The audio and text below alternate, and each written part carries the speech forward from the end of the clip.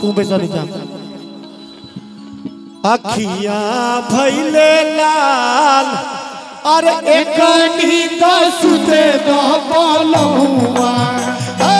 अखियां भइले लाल एकनी दस दे दो बोलहुआ अखियां भइले लाल अखियां हो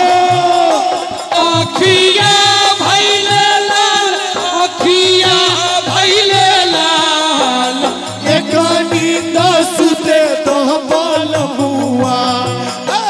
अखियां भइले लाल एकनी दस दे दो बोलहुआ अखियां भइले लाल एकनी दस दे दो बोलहुआ आधी आधी रतिया में पिया मोर गई है आधी रतिया में पिया मोर जा गई हो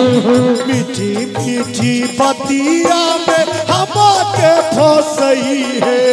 मीठी मीठी बतिया में सुधिया है रही हो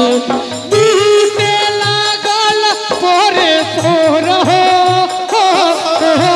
टूटे लागल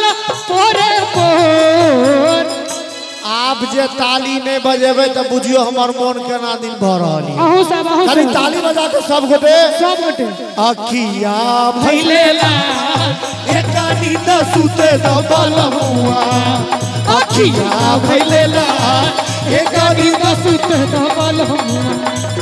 अखिया भइले लाल अखिया हो अखिया भइले लाल अखिया भइले लाल एकनी दसुते दबलहुआ अखिया भइले लाल एकनी दसुते दबलहुआ अखिया भइले लाल एकनी दसुते दबलहुआ अखिया भइले लाल एकनी दसुते दबलहुआ एकनी दसुते दबलहुआ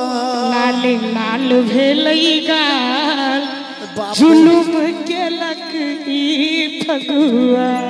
पिया करूने हरान अरे जगले में पीता मोर रतिया एकटा होली और भ जाए होली जोगिरा हैं तकर बाद बियाह गीत के सेहो फरमाइश है तो जूली जी बियाह गीत सेहो सुनेती हैं